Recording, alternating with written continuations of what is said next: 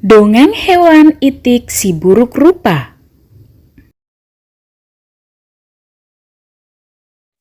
Pada zaman dahulu, hiduplah sekumpulan itik yang tinggal di pinggir sungai. Keluarga itik ada induk itik dan beberapa telur itik yang belum menetas dan masih dihangati oleh induk itik.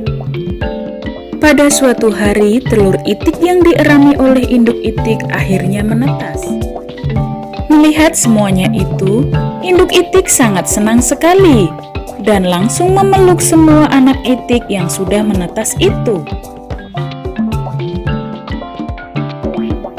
Pada waktu bersamaan, si induk itik kaget. Ada satu telur yang belum menetas. Telur tersebut ukurannya lebih besar dari telur yang lainnya. Sepertinya telur tersebut belum mau menetas karena belum ada sebuah tanda goresan dari cangkang telur itu. Bagaimana ini? Apakah aku harus meninggalkan telur yang belum menetas ini? Sedangkan aku akan mencari makan buat anak-anakku yang sudah menetas. Kata si induk itik itu berbicara. Tiba-tiba telur yang besar tadi bergerak. Dan cangkang telur pun mulai retak.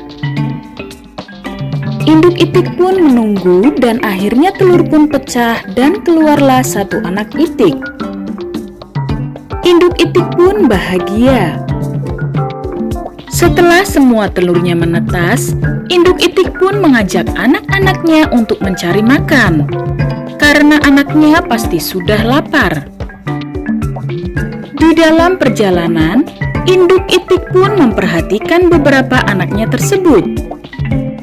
Dari beberapa anaknya yang sudah menetas pertama kali, ada yang berbeda dari yang terakhir menetas. Anak itik yang menetas terakhir ini bulunya berwarna abu-abu, bertubuh besar dan mempunyai leher yang panjang, lebih dari saudaranya yang lain. Sedangkan anak itik yang lainnya bulunya berwarna kuning gemas dan lucu. Walaupun berbeda, induk itik tetap menyayangi mereka semua, dan induk itik tidak pilih kasih. Pada saat sedang mencari makan bersama di luar kandang, tiba-tiba mereka semua berjumpa dengan seekor ayam yang sedang mencari makan. "Hai itik, syukur ya telurmu sudah menetas semua. Tetapi ada yang aneh. Anakmu yang satu itu kok buruk rupa?" Kata ayam berkata sama si induk itik sambil menggerakkan jarinya kepada itik yang buruk rupa tersebut. Sang induk itik pun tidak mau membahas masalah itu. Dia hanya menyapa sang ayam. "Selamat pagi ayam, semoga pagi ini pagi yang indah," kata si induk itik. Tidak cukup di situ saja, di dalam perjalanan induk itik dan beberapa anaknya selalu bertemu dengan beberapa hewan yang lainnya.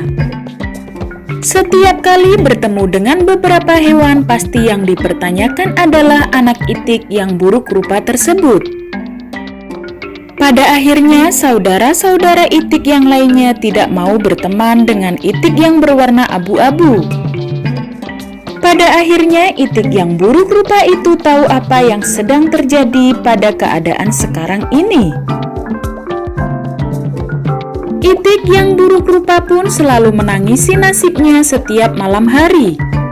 Dia tahu walaupun saudaranya tidak menyukainya, tetapi ibu sangatlah menyayanginya. Si itik yang buruk rupa itu pun berpikir, daripada ibu dan saudaranya malu karena perkataan hewan lain, lebih baik aku pergi saja meninggalkan mereka. Akhirnya itik pun pergi meninggalkan ibu dan saudaranya. Di dalam perjalanan ada sungai yang airnya sangat jernih. Dan di sungai tersebut banyak para burung-burung yang sedang minum. Anak itik itu pun minum di pinggir sungai dan bertemu dengan sepasang burung bangau. Anak itik yang buruk rupa itu pun bertanya kepada bangau, "Bapak dan Ibu Bangau, apakah pernah melihat seekor anak itik?" Itik bertanya kepada bangau. Iya, aku pernah melihat anak itik. Anak itik itu bulunya berwarna kuning yang indah, jawab bangau. Aku ini adalah anak itik, tetapi aku dilahirkan berbeda dengan saudara-saudaraku yang lain, yang memiliki bulu berwarna kuning. Anak itik itu berbicara siapa dirinya.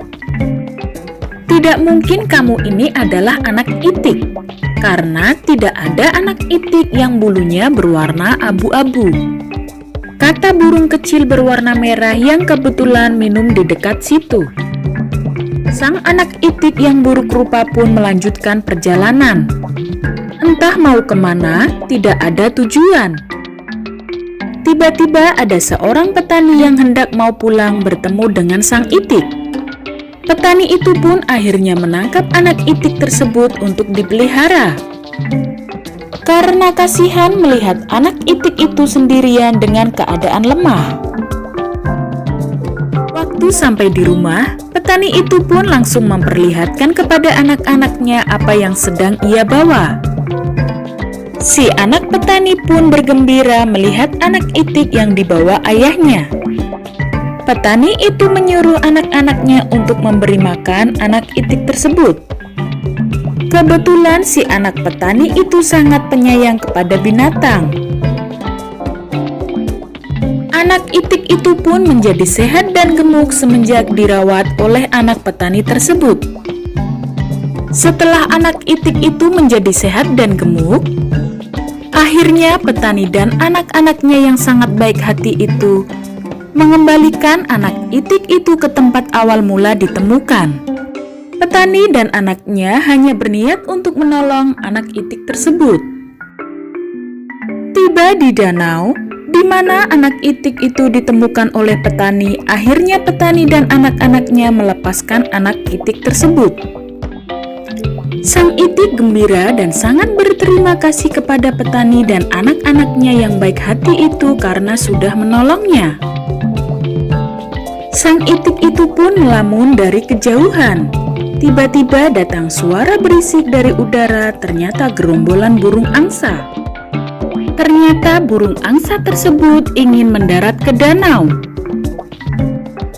Burung angsa itu sangat putih bersih dan leher yang jenjang yang enak dipandang mata.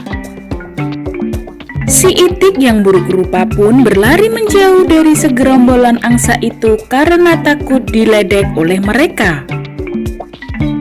Tiba-tiba salah satu dari gerombolan angsa itu memanggilnya. "Hei, siapakah namamu? Aku tidak pernah bertemu denganmu. Apakah kamu yang tinggal di daerah danau yang indah ini?" Angsa itu pun semakin mendekati sang itik yang buruk rupa. Tiba-tiba itik yang buruk rupa itu pun terkejut melihat sosok dirinya di atas permukaan air danau. Dia melihat sesosok burung yang tampan, bersih, dan sangat mempesona. Ternyata selama ini dia salah menganggap dirinya. Aku baru sadar, ternyata aku ini bukanlah itik yang buruk rupa, melainkan aku adalah seekor angsa. Akhirnya setelah menyadari hal tersebut, hatinya sangatlah gembira.